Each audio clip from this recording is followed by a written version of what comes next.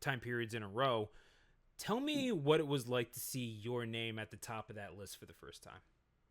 It was definitely I definitely really happy. Like I don't know. Another person that like I struggle a lot against is Beastly. He plays Diddy Kong, and Yes. he just knows me pretty well and knows how to abuse of my flaws as a player, and Another just UTA being guy. able to like being able to be ranked above both of them was pretty awesome, and I felt just so happy just seeing my my name above them, and And like you all the hard work just coming to fruition. absolutely. And when you saw obviously seeing someone like Beastly take down players like Meister at Low Tide City that one year, I believe it was 23, that had to be some form of inspiration to you. It's not like you didn't have big wins on your docket, but when you see someone taking down, yeah, oh, these are people that I watched when I was first starting out. These are people who are on the top and like Yeah, top 10 in the world. Like, surely that has to light some sort of fire under you. yeah, it was like really cool to see someone besides like Lima really taking names. Like uh, like racing would event like sometimes take names, but like it wasn't something too consistent. And then seeing Beastly like finally get like his first big win was like really cool. And I'm like, I mean, like now there's like multiple of us that like can really show that DFW is like a really good region, and that we can like be a global threat. At this point, I had my best wins were definitely like Sky J and Big Boss.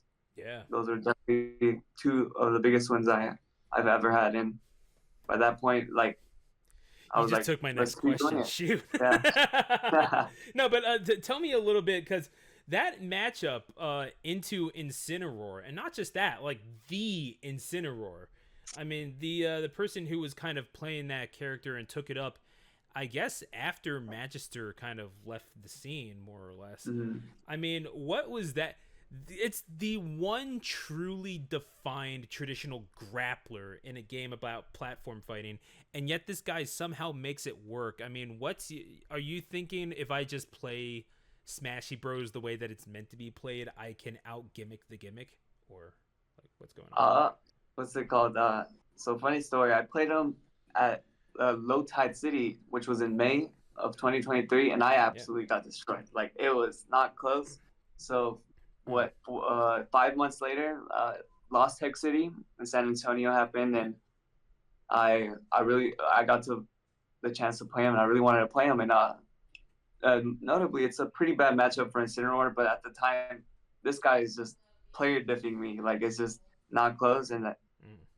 I just think definitely he just fell for a couple too many gyro like traps that like most top players shouldn't be falling for. But Mm. I ran a mile with it, and I secured the win there for sure. It was, I mean, definitely memorable for you and for the people that were watching it.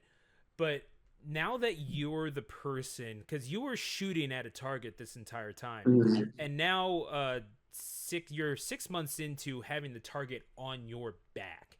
How Mhm. different is that, for you in terms of feeling, or are you just still just kind of that kid going in and trying to play the game? There has to be some sort of noticeable difference in the vibe and how people take to you. Yeah, I definitely. A lot of people say like once they hit number one that they like they just feel like this uncertain pressure that just like overwhelms them. When I was number one, like I just didn't care.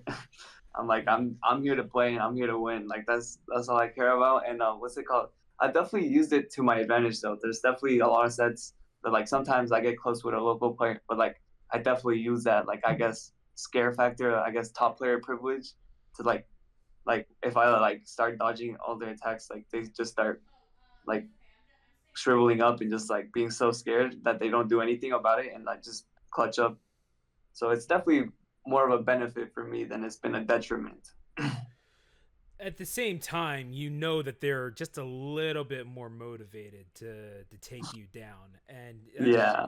do you see that effort coming through in like things like body language and things like, perhaps their movement, or Because I'd imagine that if they're playing the number one in the region, look, I've had to fight region's number one. It's not Mm. fun, but the at some point that you're ready to rise to the challenge. But goodness gracious, are they determined to bring a challenge? Yeah, there's definitely like especially like I feel like most of our top echelon, they're quite expressive, like outside of the game, like body language, and I'm also a victim of that sometimes. I can fall for it, but it's definitely an issue I've been working on. Yeah, like body language and just the way like they start approaching me starts becoming different when like it gets really close and things like that. It's a lot of things go into factors when it like let's say it's getting closer and just who the person is that you're fighting. So now that whatever rank you happen to be this PR season, I believe the PR rankings come out sometime early to mid October. That will be for quarter two. That'll be the quarter three rankings, excuse me. Yeah, But whatever rank you happen to be, Land All Night happens. Whatever ranking you happen to be, Land All yeah. Night happens October 25th through 27th. They're going to cut that out. They're not going to see it. That's fine. What, whatever ranking you happen to be, October 25th, 27th at the Great Wolf Lodge, Land All Night happening at over in Grapevine, Texas at the Great Wolf Lodge.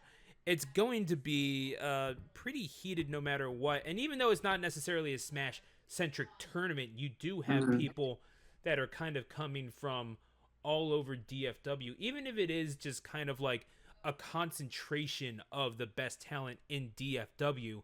That still makes it, by and large, the best tournament in the state at that given time. So, what is it that you really want to prove at a tournament like that? Because yeah, it is a pretty elevated tournament considering the venue and considering the circumstances around it. You still got people trying to gun you down. What is it that you do now? Like, is it just you sort of trying to hold court, or are you really trying to send a message? I guess more to send them a message now that I'm number one. I might not be number one this season. I don't know. Lima had a very good start, but he left midway. Yeah, that's true. I just think like once I beat someone, like I want to make and like I'm better than someone. My main goal is to go like improve so much that they have no chance to like get like close to beating me. And like I really like at one point like once I start beating someone like consistently, like my goal is to destroy them as much as possible to make it like very one sided, and I guess just like make a statement, like you said. So you seem to be bringing up Lima a lot. I couldn't help but notice Yeah. that. Obviously, the guy's number one for NDFW for years on end, so it makes sense. It would stand to reason that that would be someone to look out for. At the same time, you're on the throne and he's not. What is it that you are looking to do to really try to supersede Lima once and for all? And what do you think you can do? Um, let's see. I feel like most of it is just I guess more experience like in an global setting or just traveling like outside of the state. Definitely like his results. I'm getting closer, but like he like whenever he has a really good turnaround, like my results aren't as nearly as good as his and such like that. And I just think with more experience and more traveling, I can get to that level and eventually surpass him if everything goes well. And I think that's just the main goal to like bring him down because like at this point, Lima is so used to being number one. Like Beasley also had a time period where he was number one, Mm-hmm. and now that I've been number one, I think it's like just like whatever to us. I think we just start trying to keep improving and just like focus on like bigger things now. Yeah. So like to me like this number one spot, if it changes, won't matter because at the end of the day, I know I can beat like anyone on the rankings.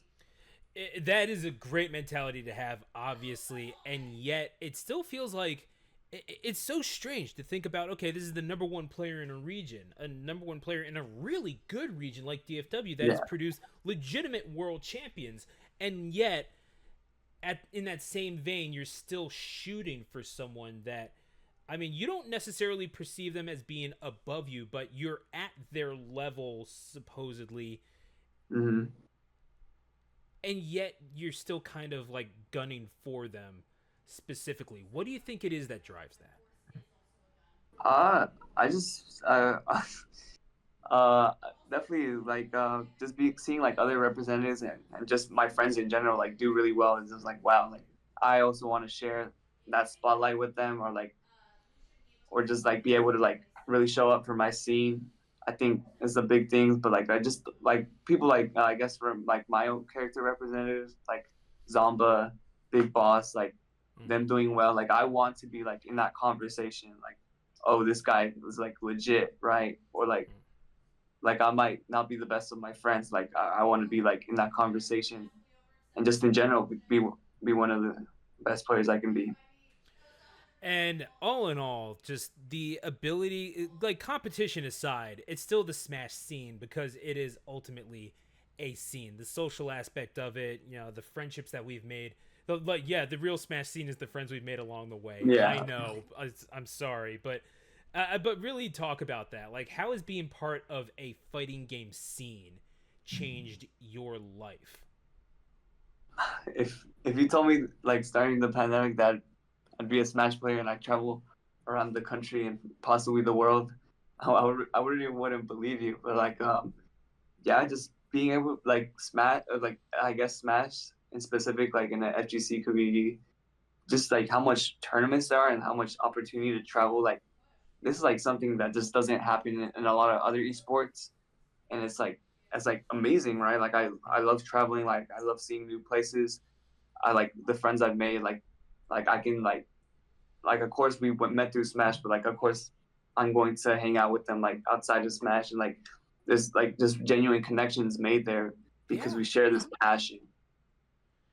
yeah, and it's so strange that you bring that up because yeah, like it's one of those deals where I don't know where I would be if I hadn't found the Smash scene just completely by accident. And I know Mm-hmm. that yours was not quite as accidental, but it certainly is a little bit circumstantial just because Mm-hmm. you got so good at the game and now you have the opportunity to travel, now you have the opportunity to make something of it as part of UTA esports, then you're really making something of your life as a result of the silly Nintendo fighting game.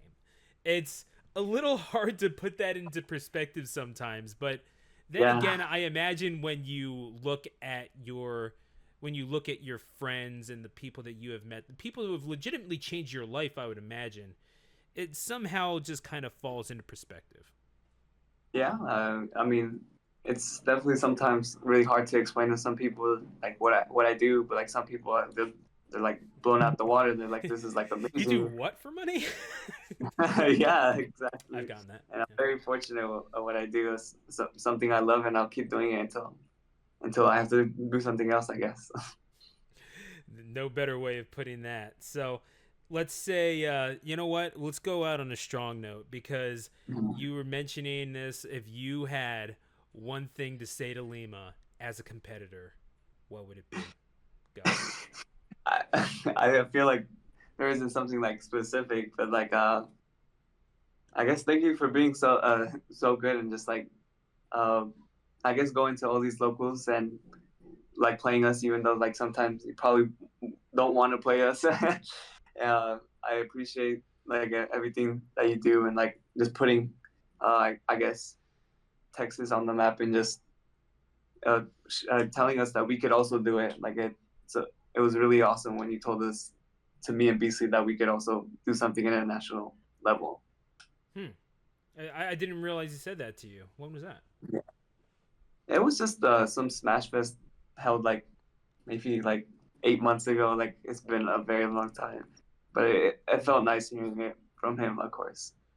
Oh yeah, obviously someone who's been there Yeah, before, right? So, no, thank you for the contributions, but also you're taking them down. I'll try. He's pretty good. We'll see what we can do. Name a more humble number one in a region than Atomic. I defy you. Thank you so much for your time today, Atomic. Thank you for having me. Like I appreciate it a lot. It's amazing. I hope the tournament goes really well and out of y'all's expectation. It's really cool what y'all do for the scene, and I hope y'all are here for a very long time. Yeah. Yeah, I hope so as well. And then, folks, if you want to stick around and follow along with Atomic on social media, Atomic Cookie, that's Cookie with 3 O's. So you can go ahead, follow him there on Twitter. And I'm assuming this is the same on Instagram or whatever. Just I don't really use Instagram, but perfect. I have a I yeah. didn't put it up. That's awesome. Sorry about that. No, you go ahead and plug the IG, whatever. I don't own the IGs. Or Yeah, it's absolutely fine. shambolic end on my part, but that's on me. No, I appreciate y'all following along with us. If you want, you can follow us on Twitter at CombatFGC. You can follow us on Instagram at combat_FGC. And of course, you do that in order to stay updated with all the going-ons in the DFW fighting scene, including Land All Night, October 25th through the 27th at the Great Wolf Lodge in Grapevine, Texas. Future of Lands Pass. It's going down at the water park. You already know. I'm Stu, the announcer. Thank you very much for joining us on ChatterBoxing.